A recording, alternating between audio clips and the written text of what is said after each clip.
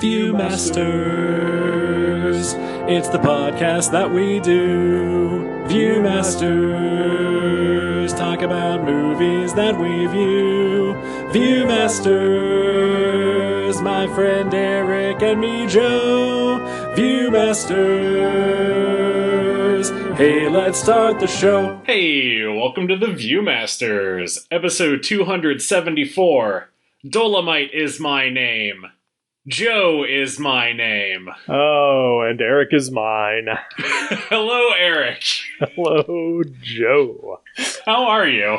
I'm doing fine. Really caught me off guard there.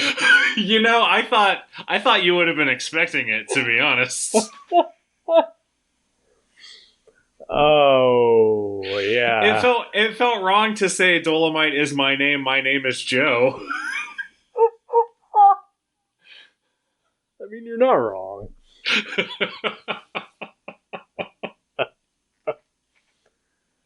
Oh, how's it going? It's going fine. Oh, solid B+. Yeah, excellent. Yeah, how are you, sir? Love to hear it. I'm doing all right. It's good to hear. Yeah. Oh, want to just get right into this? Let's get right into it. Excellent. Dolemite is my name, starring Eddie Murphy. And, not Eddie Murphy. Yeah, are you referring to the other actors in the movie who are not Eddie Murphy, just as not Eddie Murphy? Yeah. Okay, fair enough. Yeah, because, like most Eddie Murphys, there's, 39 characters that Eddie Murphy is also playing. That's true. And this is one of the, I feel, rare ones where he doesn't. Yeah, I don't think I've ever seen any of the movies in which he plays multiple characters. Really? Not even Coming to America? I've never seen Coming to America. Oh, Joe. I know. This stretch of episodes.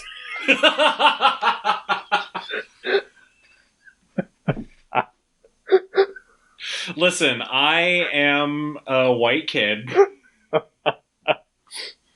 And I was a sheltered young man, and then I just have never gotten around to it. All right, it's not malice. It's just I haven't gotten to it. Yeah, I mean, I get it. There's a lot of things I just never got around to, and some of those things, it's almost become a point of pride that is like, I've never seen that. I probably never will. Sure. But I would highly recommend Coming to America. It is. I watched it just before Coming to America 2 came out, or Coming to America. And it held up greatly and was hilarious and a lot filthier than I remembered it being. That's awesome. I think maybe part of my not having gotten around to it is sort of concern about how well it may have held up, or how well it may have aged, right? Over the last 30 years. There's still definitely elements of it that are very late 80s, early 90s. Sure. But yeah, I don't think it harms anything, Okay. Yeah. But yeah, I mean, I sort of mentioned that because this movie, Dolemite is my name, is directed by the same guy that directed Coming to America. Oh, wow. I didn't know that. Yeah. Which also features Wesley Snipes in what I would consider kind of flamboyant performance. Yeah. He was great. I really enjoyed him in this movie.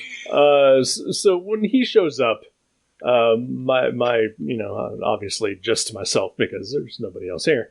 Sure. You could have been talking to Chaco. I could have been. But I said, wow, he is just having a lot of fun. And it stopped me and it was like, I've said that before. And I had to stop and remember, Oh, yeah, he was in Coming to America, where I said the exact same thing. Where Wesley Snipes is just having the most fun.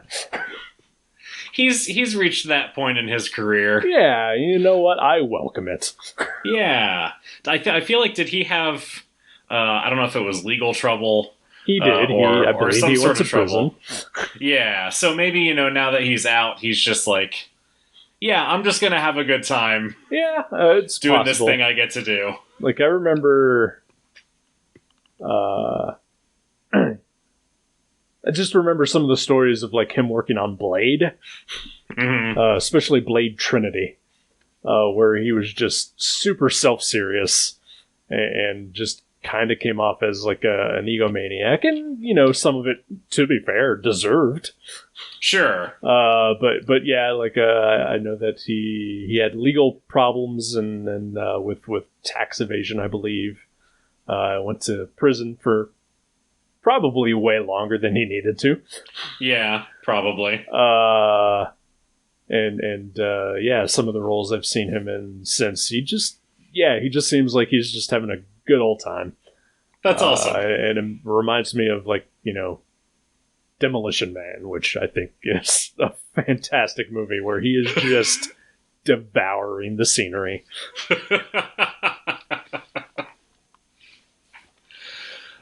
So I shocked you with having not seen Coming to America. Mm-hmm. And as I was watching this movie, I was trying to think of other Eddie Murphy movies that I have seen. Okay. And I may have seen Bowfinger. Okay. When I was younger.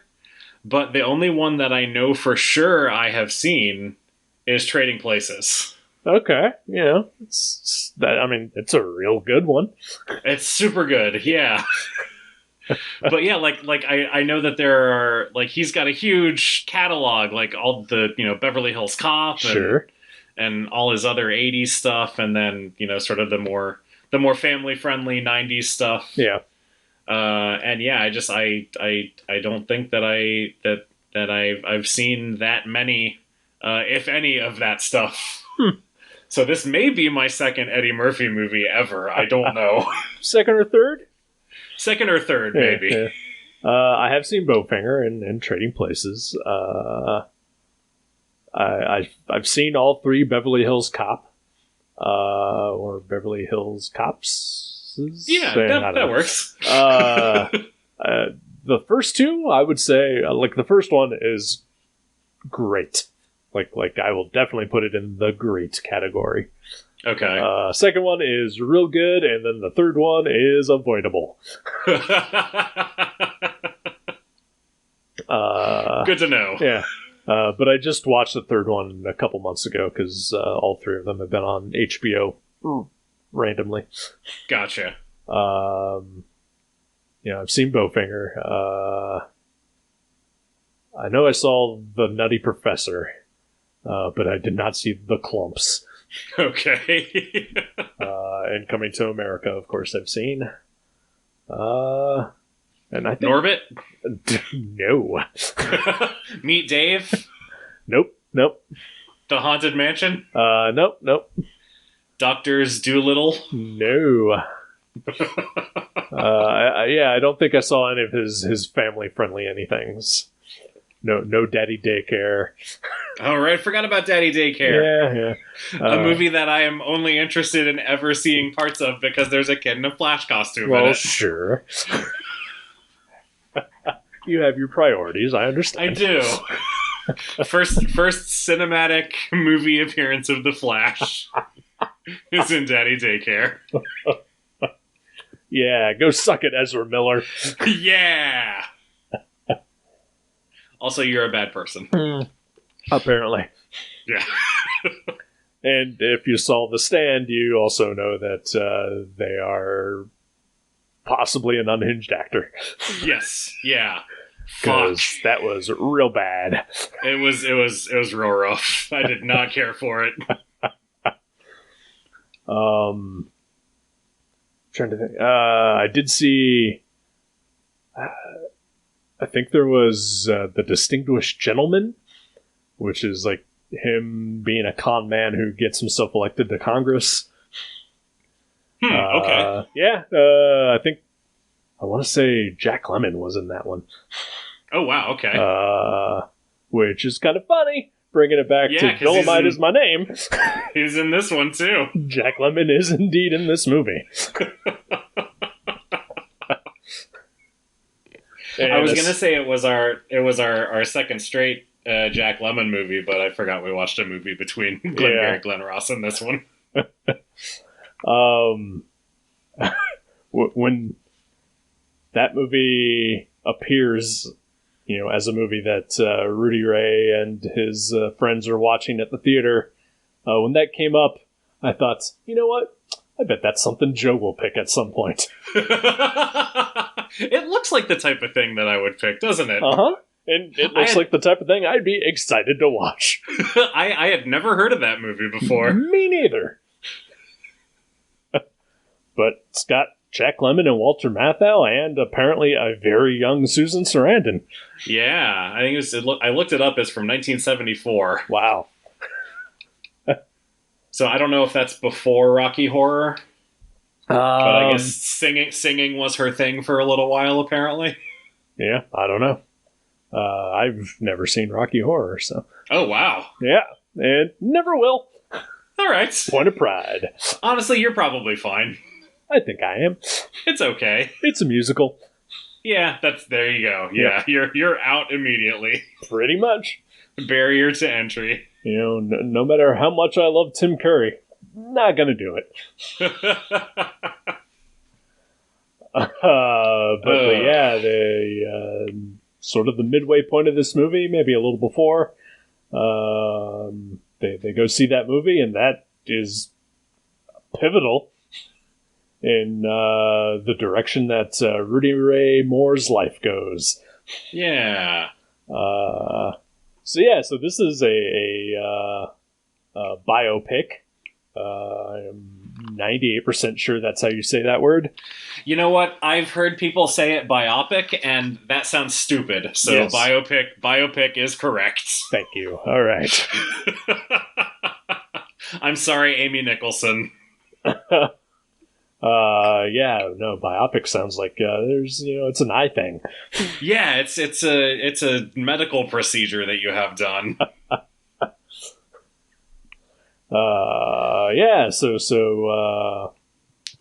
I had been wanting to see this for a while. I think this came out on Netflix in 2019.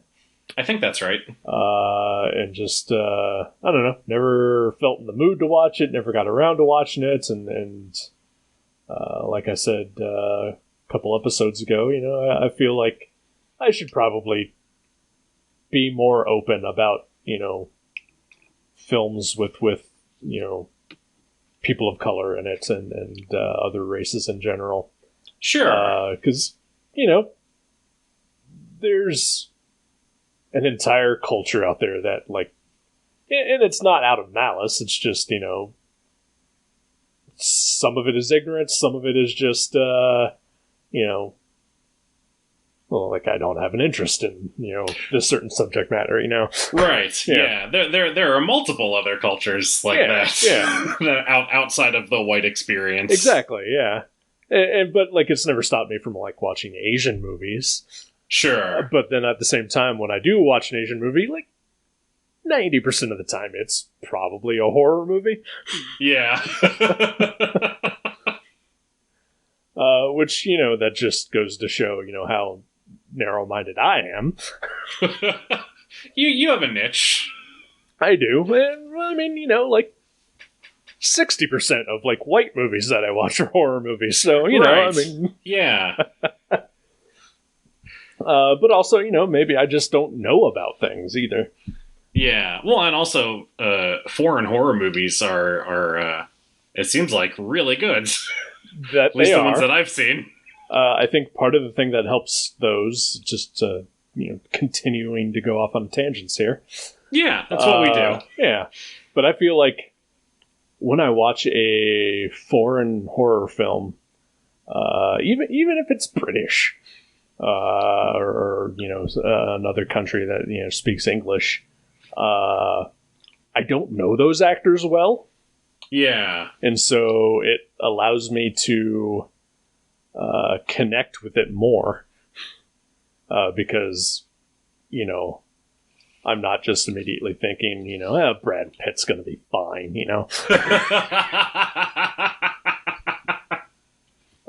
He's not going to get eaten by the shark. Right, yeah.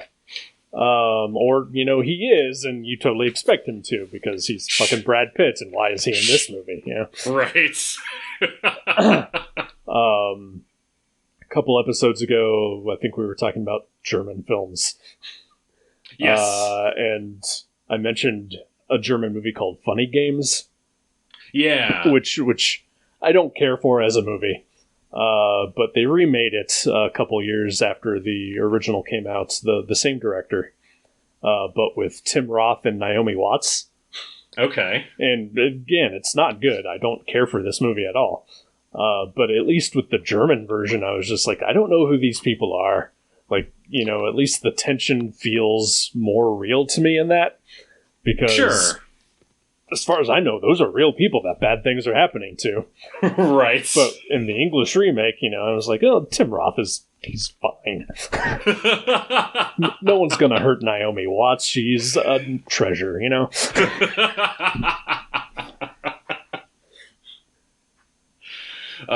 no, that makes total sense. Yeah. Which has nothing to do with Dolemite. No, I was trying to backtrack. Like, how did we get there? I have no idea. It's fine. Yeah, this movie. I didn't know anything about Rudy Ray Moore going into this, so this is entirely new stuff to me. I knew a little bit, and I have seen Dolemite. Okay, I was going to ask you that. Which. At the end of this movie, they do show like actual footage from, the actual movie. Yeah. And it is, I mean, the reenactments in this, pretty much cover just the quality that you're expecting. Yeah, it looks amazing. It's fantastic, but it is not a good movie. But I would highly recommend it because at times it is batshit insane. I mean, the sex scene while they were filming it that we see in the movie is so good. Yeah. So funny. Have you seen Black Dynamite? I have seen Black Dynamite. Okay. So was sort of my entry point into eventually watching Dolemite. Okay. Because Black Dynamite really takes a lot of inspiration from Dolemite and, various other Blaxploitation movies, of that time and era. Yeah. With I think Dolemite being like the number one, template that it's based on. Yeah, I saw a lot of Black Dynamite in in Dolemite. Yeah. Or I guess vice versa. Now that I know to see it. Right. I've always said this every time like I watch a classic movie that I've never seen before. I'm like, oh, now I get these jokes. Right. My cultural literacy is improved. Yeah. But I mean, yeah, Rudy Ray Moore is kind of a fascinating figure. And I don't know, how much of this is true. Like magic of movies and all that. Mm-hmm. With dramatic license and whatnot. But, if what we're presented with, in this movie is like, relatively close to how his actual life was, he was fucking fascinating. Yeah. Absolutely. And I can definitely see, why Eddie Murphy wanted to make this movie. Yeah, I saw I saw a lot of the disaster artist in this movie, Yeah, but more interesting. definitely. I mean, of the two, Rudy Ray Moore is. I mean, He's actually talented. Yeah, exactly. For one Yeah, thing. that's what I'm going with there. Is that like his movies may be bad, but it's mostly just lack of skill that creates that. But he was a singer and a comedian before all that, and had an actual talent for it. Whereas Tommy Wiseau has none discernible that we can find. Right.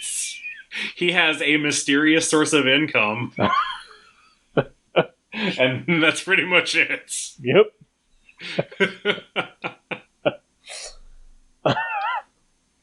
But yeah, and even like one of the, when I was kind of reading up on this movie, one of the reviews for it said it's sort of like a disaster artist for like the Blaxploitation set. Yeah. And it really is. And I have some problems with this movie. Okay. But like, I smiled through like the whole thing. And it just made me feel really good. Yeah, I was worried that I was worried at every turn that Rudy Ray Moore was going to crash and burn. That was an unfortunate rhyme, but I'm sticking with it. But also, that is reminiscent of Rudy Ray Moore. Exactly.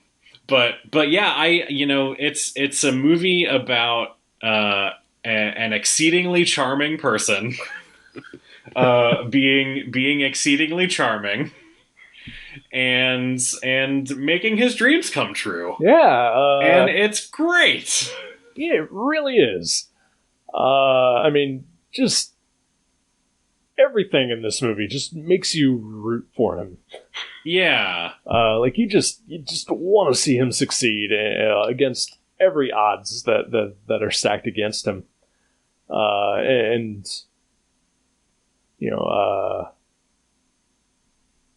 like there was a guy that I used to work with who made movies or wanted to make movies, and he was fucking terrible. You don't know him. Okay. In case you're thinking of the person I think you're thinking of. Okay. Yeah. It's not him. Okay. But yeah, this guy though was just, he's awful. Just awful. No talent, no ability, no skill. Which is even more sad because like he kept doing it. And it's like at some point you think you'd get slightly better, but never did. But at the end of the day, guy made a movie. Sure. And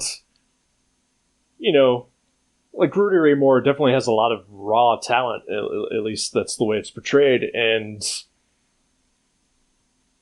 at the end of the day, he made a movie, and that is an accomplishment for sure. Right, yeah. And then for it to become uniquely successful, which I think is the only way you can consider that, Yeah, absolutely. Like it did not follow a traditional path. Right.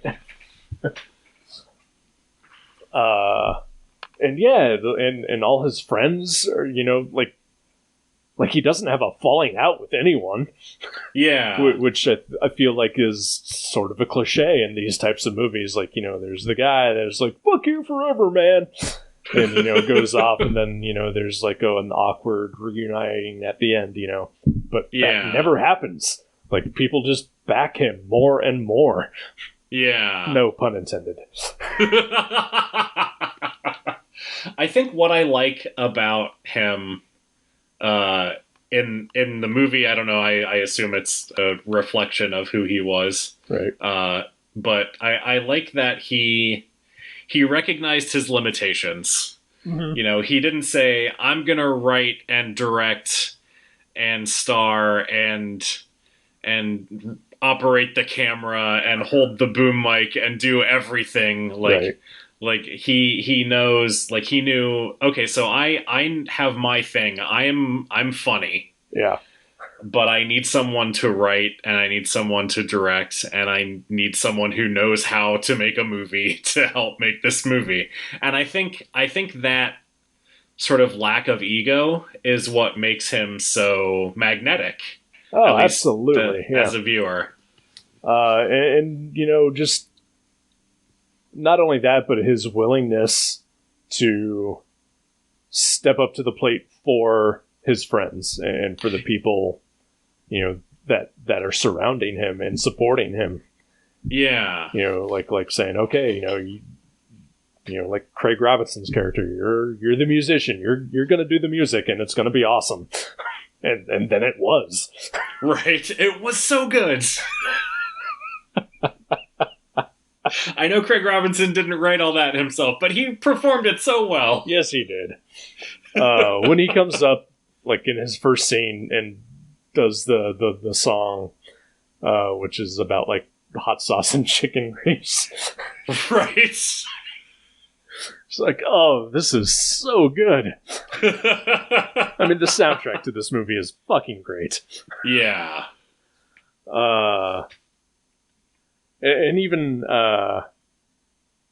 like the opening of the movie, which is Rudy, we see him like at a radio station trying to get his songs played on the air, and the DJ, played by Snoop Dogg, yes, won't play any of his songs at all. And then we see that it's just the radio station inside the store that Rudy Ray Moore is working at. Yeah. And like, he can't even get played there in just that localized area. which I think is a real strong entry into just seeing, not how low he is, because he never comes off low. Yeah. He just, like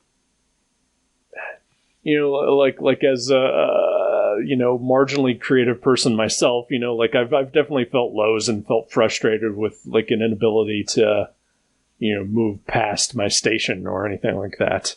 Right. And sometimes that has crippled me. But Rudy never gets there. Like it just always spurs him on. Like he's just going to defy everyone, no matter what it takes to reach where he feels he needs to be. Yeah. And, I think with that in mind, after he has made the movie and shopped it around to all of the studios and been rejected by all of the studios, and he sort of starts to like give up, mm-hmm. like that felt almost out of character to me. Yeah. Like this is a guy who recorded his own record and pressed it and sold it out of the trunk of his car. Right. Like he's not a person who, in my mind, gave up or like gives up.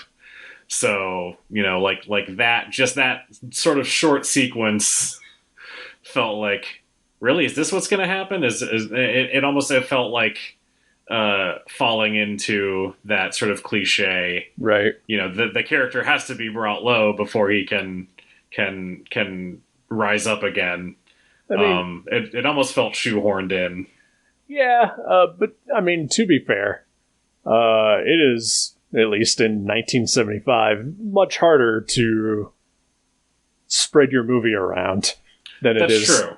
Records or a book or anything like that. Yeah. It's a lot more complicated than, like, he can't sell reels of his movie out of his car. There's no videotape or anything like that. So why did he not simply upload the movie to YouTube? Why didn't he go on TikTok and make a viral video? I didn't understand. Email the link to the movie to your friends, Rudy. No, you're absolutely right. There are a lot more hurdles in place with the movie than there are with the record. You're absolutely right. But, I mean, I get your point, though, still. And it doesn't last long. It does not last long at all. Yeah, that's why I almost felt like it was just like oh, we got to do this part of the biopic now, so let's Right. just get it out of the way. And you know that I feel like when he's on tour and he calls Lady Reed to just sort of be sad for a minute, like, Yeah. I mean, that's definitely, you know, that's the Oscar reel footage. Right. Absolutely. You know, you know that's definitely, you know, what he submitted to, you know, try to become a best actor or something like that. Because, and here we go with sort of my problems with some of the movie. A lot of the performances in this movie are very cartoonish. Yeah. Particular, like I found Wesley Snipes to be just enthusiastic and charming, and I have zero problems with his performance whatsoever. But it's over the top. It absolutely is. Yeah, you're right. But like, and I also don't have any problems at all with Eddie Murphy's performance either. I feel like he is doing Eddie Murphy throughout most of it.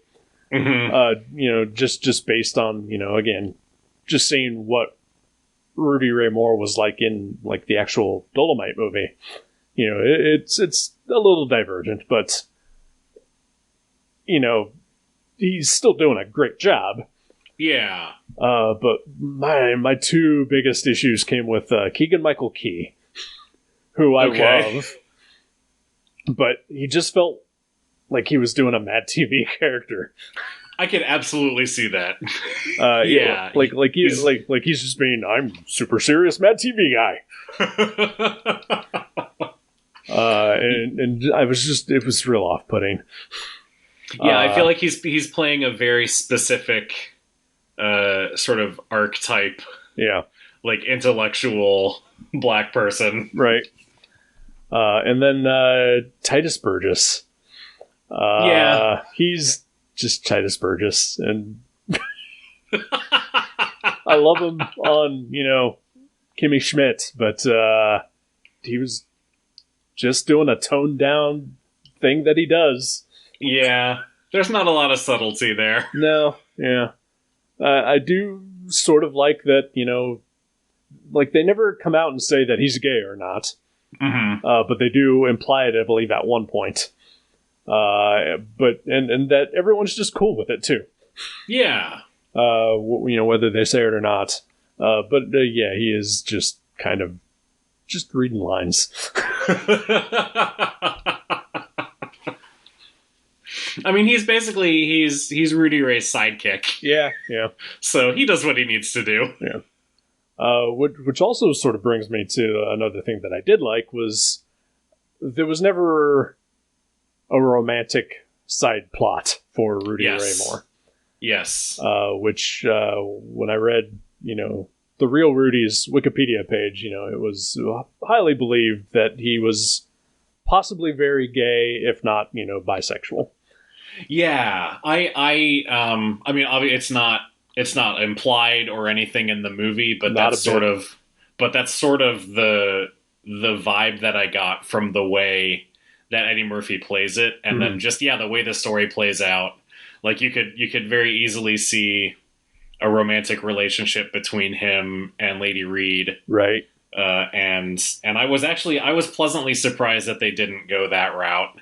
Yeah, I really liked the two of them as just like, we're best friends. Yeah, yeah, because that, I mean, the movie is almost coded to make you think that like that's where it's headed. They're going to be, you know, in a relationship, but it doesn't. Like he just befriends this woman and inspires her, and she like you said, like becomes his best friend, and there's never anything romantic between them, and it's kind of great and refreshing. Yeah. I also the scene between them towards the end. I think when they're heading to the premiere, and like she first comes out of her house and just thanks him basically for giving her this opportunity and allowing her to, you know, she says that she's never seen anyone who looks like her on screen before. And that part hit me, like, that got me. I'm kind of crying right now. You just talking about it. Yeah, that part was like the emotional climax of the movie. Like, even before they get to the premiere and it's packed. Yep.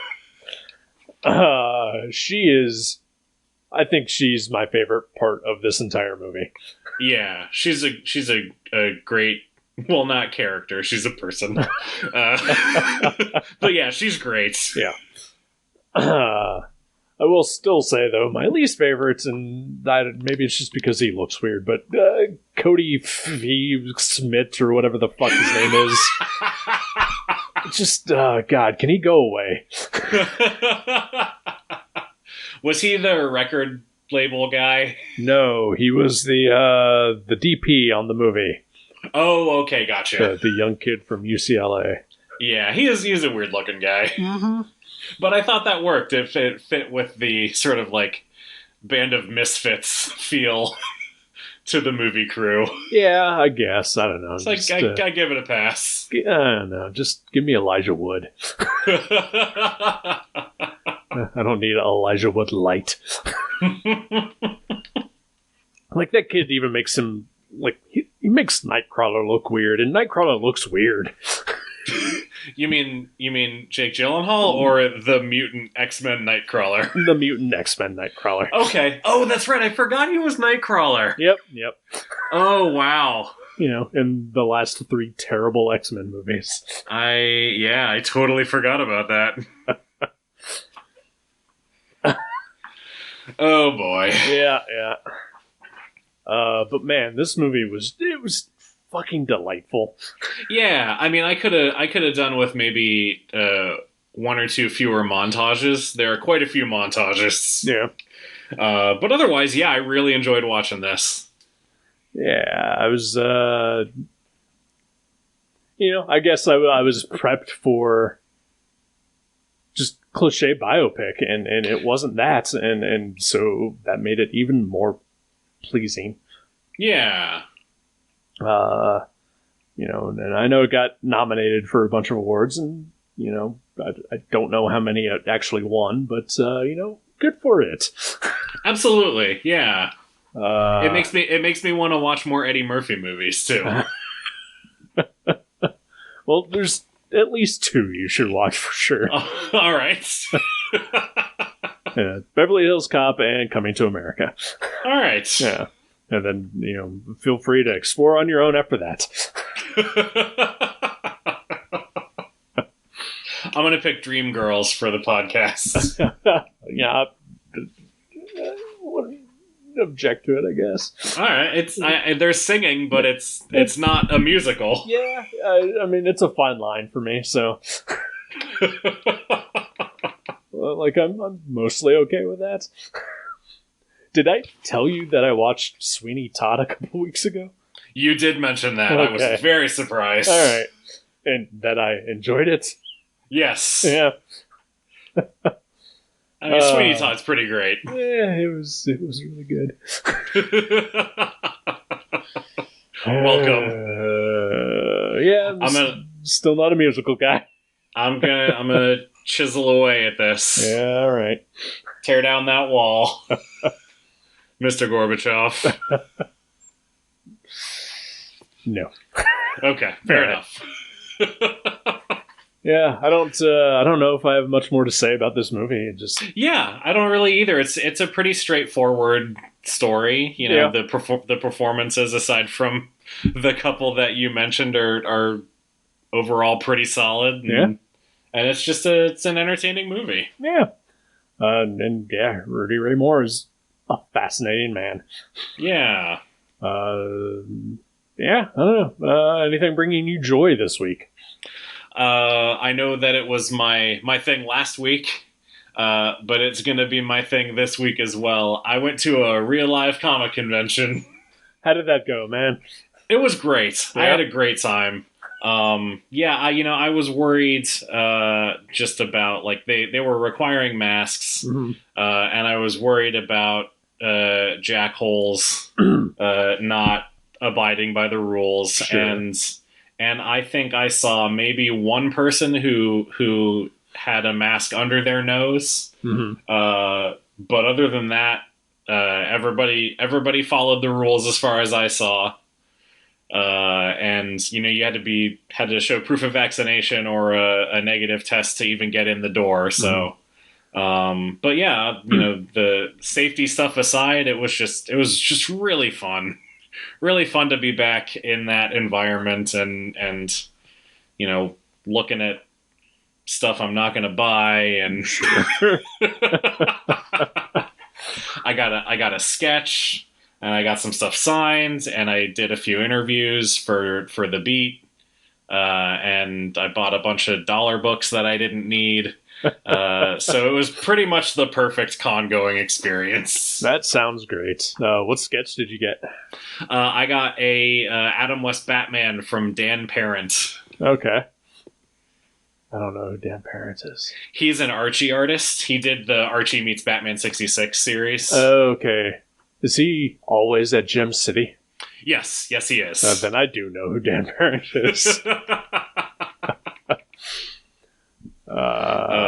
So yeah, it was really good. That's awesome. So no Wendy Penny, calling you out for not wearing a mask or being unvaccinated or anything like that. You mean by using a photo from multiple years ago? Yeah, no. yeah. Nothing like that. That's good. God. What a moron. I'm just going to say that on the records. By all means, please do. How about you? Anything making you happy this week? I mentioned it some months ago. There's a cartoon on Netflix called Kid Cosmic, and the second season of it just dropped like last week. Nice. I try to pace myself with shows. So one a day, one every other day, something like that. But this season is fan-fucking-tastic. That's awesome. And I'm so happy that it's back and crushed that it'll probably be another year or so before there's a third season. But if there's one at all, because fuck knows. But I'm loving it so far. And the big bad villain of this season is like a combination of Thanos and Ronan the Accuser. But hilarious. All right. Interesting. Yeah, I mean, I think I said, back in the day when I first recommended it, if you like superheroes and just have like a childlike nostalgia for those type of stories, then I cannot recommend that show enough. Excellent. I have both of those things. Yes, you do. So yeah, I definitely watch that, and that is definitely making me happy this past week. Nice. Have you, unrelated, have you watched Why the Last Man yet? I watched the first episode yesterday. All right. It was fine. Yeah. I do think it picks up. Okay. But yeah, I mean, it's the first episode is basically just the first issue of the comic. Yeah, it's a lot of setup. Beat. Is it? Yeah. I mean, it has been years since I read the comic. It's pretty close. It may not be exactly like it, but there are definitely scenes that I remembered pretty much being straight out of the comic. And I haven't read the whole series. I think I've read the first 6 issues maybe 2 or 3 times. Okay. And then just never gone past there for some reason. That's kind of how I was with Sandman for a long time.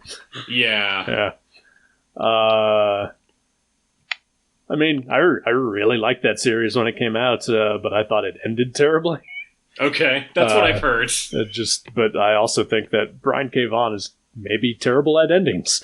All right. But yeah, like I started watching the show, and then I was texting a friend of mine while I was watching. I was like, none of the men are dead yet. What gives? And then also just half the time I spent, what the fuck is the monkey's name?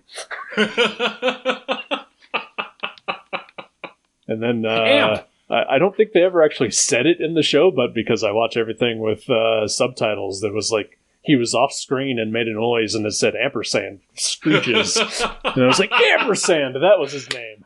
That's awesome. That is excellent.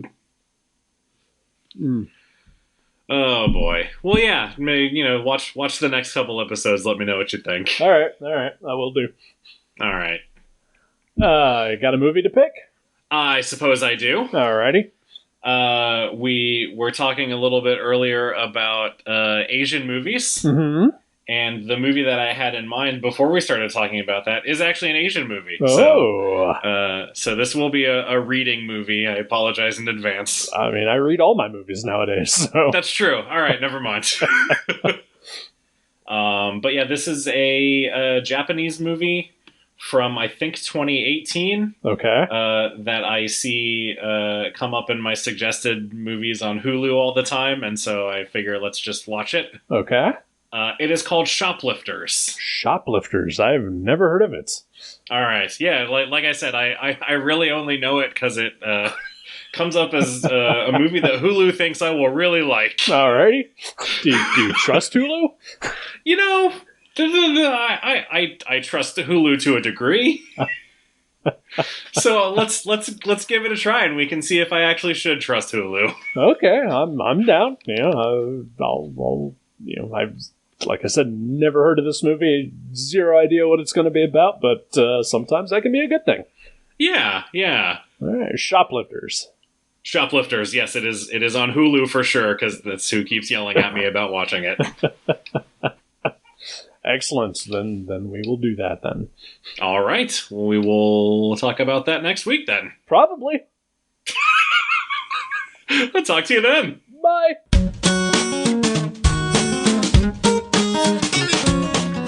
Thank you for listening to The Viewmasters. You can subscribe to the show directly at view.guttertrash.net or at iTunes and leave us a review. Visit view.guttertrash.net for email information and links to Facebook and Twitter. We'll see you next time on The Viewmasters.